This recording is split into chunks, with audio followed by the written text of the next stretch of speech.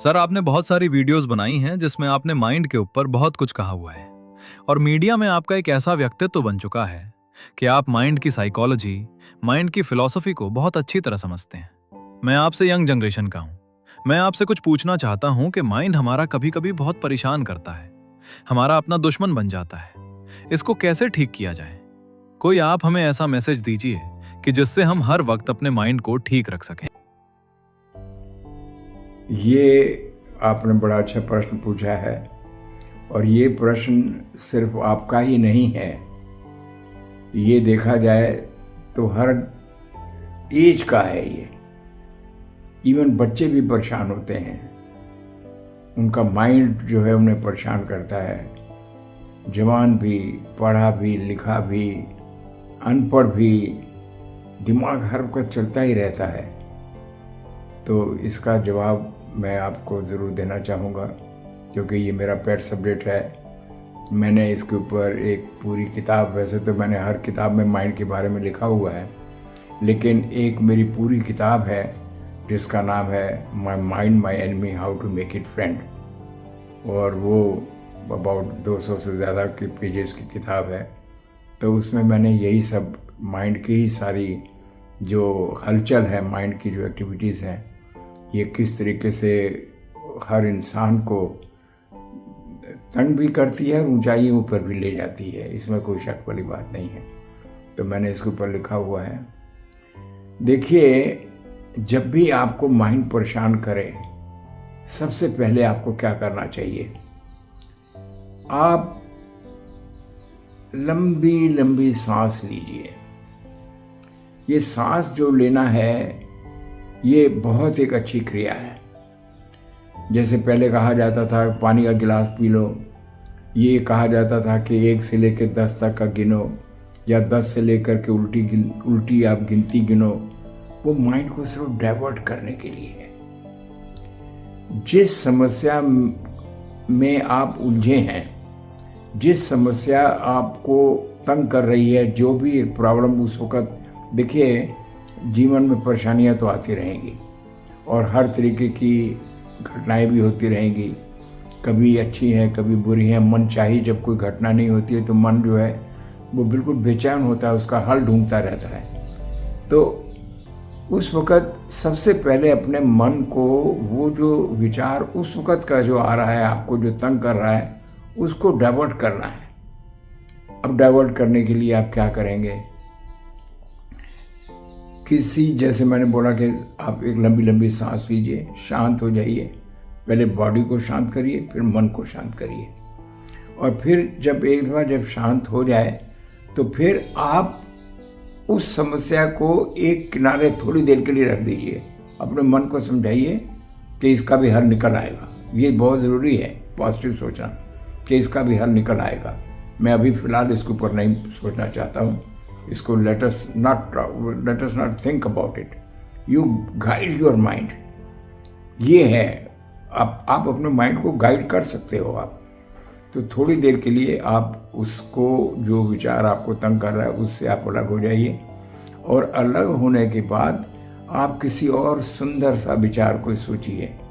अपनी कोई नया प्रोग्राम, जैसे फॉर एग्जांपल आपके दिमाग में हो कि मुझे कहीं जाना है, या कहीं इंटरेस्टिंग जगह पर घूमने जाना है, या कहीं और किसी दोस्त से मिलना है, या कोई ऐसा भी काम है जो आपको करना चाहते हो। मान लो अगर आप गाना गाना जानते हो तो आप गाना गाना शुरू कर दीजिए।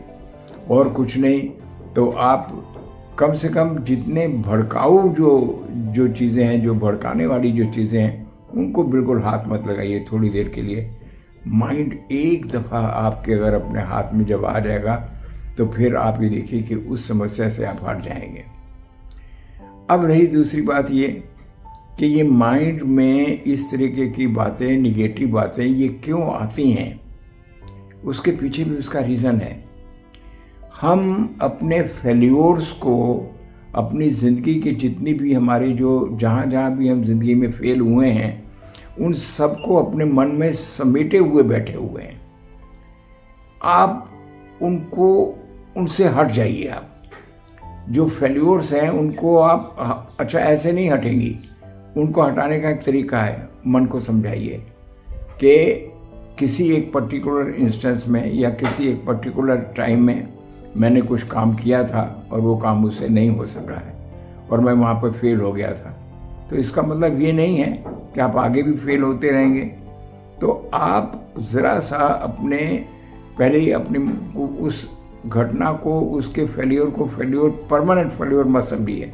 वो एक घटना थी, उसको भूल जाइए। आप अपने मन को समझा दीजिए कि अब जो मैं काम करूँगा उसको ज़्यादा सोच समझ करके करूँगा। तो एक तो जो पुराने जो फेल्योर्स हैं, जो पुराने जो हमारे जो जहाँ हमने ठीक काम नहीं किया है, उनको तो आप याद करना भूल दीजिए। इसके अब इसके ऊपर आपने ये करना क्या है कि आपने इसके अलावा भी तो ज़िंदगी में बहुत कुछ किया होगा। अच्छी अच्छी बातें भी आपने अचीव की होंगी।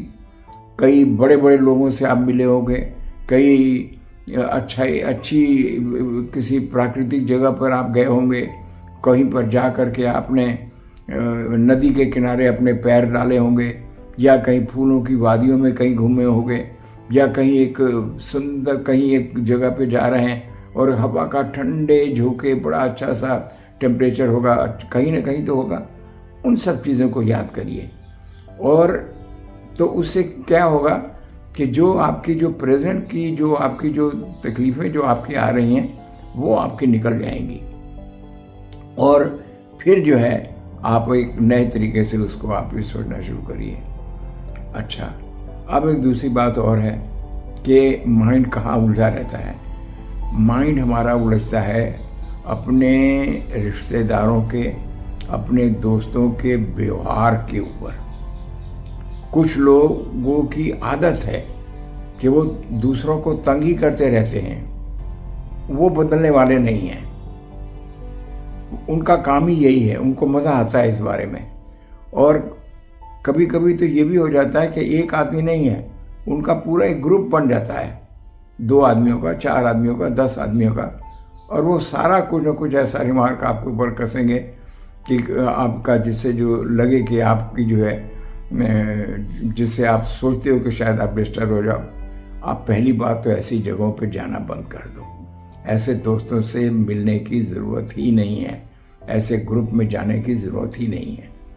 और दूसरा, अगर कभी है भी सही तो आप ये टाल दो, ये कह करके टाल दो कि इनको समझ नहीं है ये क्या कह रहे हैं लोग, ये बच्चे हैं ये।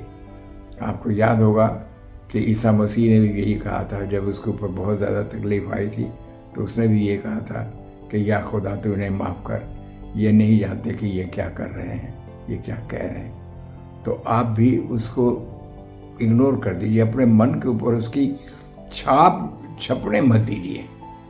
अगर आपने मन में अगर कोई छाप दिया, उसी के ऊपर या आप विवेचना करते रहें कि मुझे उसने ये शब्द क्यों कहे, और उसके ऊपर आप एनालिसिस करते रहें कि ये तो गलत बात है। आप बिल्कुल उसके ऊपर उसको एक अपने मन को समझाइए कि नहीं, ये उसने गलत कहा है, ये उसकी गलती है, उसकी गलती को मैं अपने मन में क्यों लेके जाऊं।